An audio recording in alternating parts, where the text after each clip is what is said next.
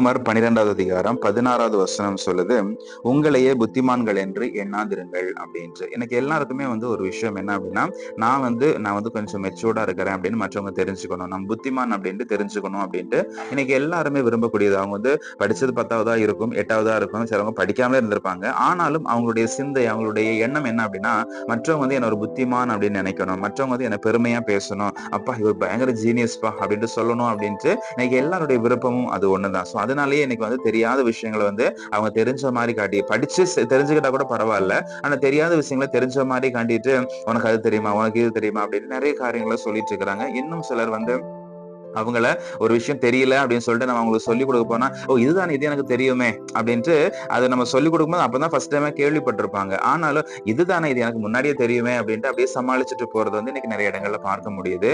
என்ன அப்படின்னா, அவங்கள புத்திமான் அப்படின்ட்டு நம்ம நினைக்கணும் அப்படின்னு அவங்க எதிர்பார்க்கறாங்க. இது ஒரு ஒரு விதமா பார்த்தோம் அப்படின்னா ஒரு மேட்டிமையான ஒரு குணம் தான், பெருமையான குணம் தான். நான் 4 பேருக்கு முன்னாடி பெருமையா இருக்கும், நான் 4 பேருக்கு முன்னாடி பெரியவன் அப்படின்றத காட்டிக்கிறதுக்காக தான் இது சொல்லப்படக்கூடிய ஒரு காரியம். ஆனால் இன்னைக்கு ஆண்டவர் எதிர்பார்க்கக்கூடியது என்ன அப்படின்னா, உங்களை நீங்களே புத்திமான்கள் என்று எண்ணிக்கொள்ளாதிருங்கள். புத்தி இருக்குதான், நிறைய பேர் படிச்சவங்க இருப்பீங்க, நிறைய பேர் ஞானம் உள்ளவர் இருப்பீங்க, கரெக்ட் தான். ஆனா அந்த ஞானம் என்ன பண்ணணுமா, சாந்தமா இருக்கணும் அப்படின்ட்டு வேதம் சொல்லுது. இன்னைக்கு பேசாது இருந்தால் மூடனும் ஞானமா என்று எண்ணப்படுவான் அப்படின்ட்டு வேதம் சொல்லுவோம். பேசினால் ஞானியும் மூடன் என்று எண்ணப்படுவான், அதுதானே அதுக்கு ஆப்போசிட்.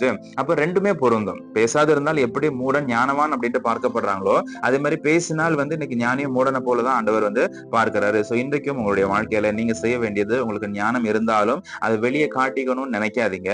இன்னொன்னு, உங்களை எப்படி ஞானி அப்படின்னு ஒத்துக்கிறாங்க அப்படின்னா, அவங்களே சில காரியங்களை கேட்பாங்க, நீங்களே போய் சொல்ல வேண்டாம், அவங்களே கேட்பாங்க, சார் இதுக்கு என்ன சார் பிரச்சனை, இதுக்கு எப்படி சொல்லுங்க அப்படி சொல்லும்போது நீங்க சொல்ற அந்த காரியத்தை வச்சு அவங்க புரிஞ்சுக்குவாங்க, இவர் பெரிய ஜீனியஸ் பா அப்படின்ட்டு. அதுக்கு ஒரு டைம் இருக்குது, அது உடனே நம்ம மற்றவங்க நம்மள தெரிஞ்சுக்கணும் அப்படிலாம் கிடையாது. அதுக்கு ஒரு டைம் இருக்குது. அந்த காலம் வரைக்கும் நம்ம காத்திருக்கும் பொழுது ஆண்டவர் ஏற்ற காலத்துல நம்ம மற்றவங்களுக்கு முன்பாக உயர்த்தி வைப்பார். நானே உயரணும், நானே அதை செய்யணும் அப்படின்னு நினைக்கும் போது அது நடக்காம போயிடுது. ஆனா ஆண்டவர் ஏற்ற காலத்துல உயர்த்தி வைக்கும் பொழுது அது ஒரு பெரிய ஒரு ஆசீர்வாதம் தான். சோ இன்னைக்கு நீங்கள் எவ்வளவு ஞானம் உள்ளவர்களா, PhD முடிச்சிருக்கலாம், MPhil பண்ணிருக்கலாம், இருந்துட்டு போட்டோம். ஆனால் நீங்க உங்களை ஞானி அப்படின்ட்டு ப்ரொஜெக்ட் பண்ணிக்காதிருங்கள். நீங்களே அவன் என்ன ஞானின்னு சொல்லணும். இன்னைக்கு நிறைய பேருக்கு அந்த ஒரு பெருமை இருக்குது. அவன் என்னுடைய என்னுடைய தகுதி தெரியாம அவங்க பேசிட்டு இருக்கிறாங்க அப்படின்லாம் இன்னைக்கு நிறைய பேர் நினைக்கிறது உண்டு. அப்படி நினைக்காதீங்க. ஏற்ற காலத்திலே ஆண்டவர் உங்களை தகுதியை எப்போ உங்களை பத்தி தெரிஞ்சுக்கணும் அப்படின்றது ஒண்ணு இருக்குது. நம்ம சும்மா கூட்டத்தோட கோவிந்தா போட்டு போறது கூட்டத்தோட நம்ம ஏதோ ஒண்ணு பேசிட்டு போறது அப்படின்றது நல்லா இருக்காது. ஆனால் ஆண்டவர் ஸ்பெஷலா அங்க காட்டுவார், ஸ்பெஷலா உயர்த்தி காட்டும் பொழுது அங்க நம்ம உயர்ந்து நிற்கும் போது அதுதான் ஒரு ஆசீர்வாதமான ஒரு காரியம். அதனால காத்திருங்கள், பொறுத்திருங்கள். ஏற்ற காலத்துல ஆண்டவரே உங்களை 10 பேருக்கு முன்னாடி ஞானியாக விளங்க பண்ணுவார். கர்த்தர் தாமே உங்களை அதிகமாக ஆசீர்வதிப்பாராக. God bless you.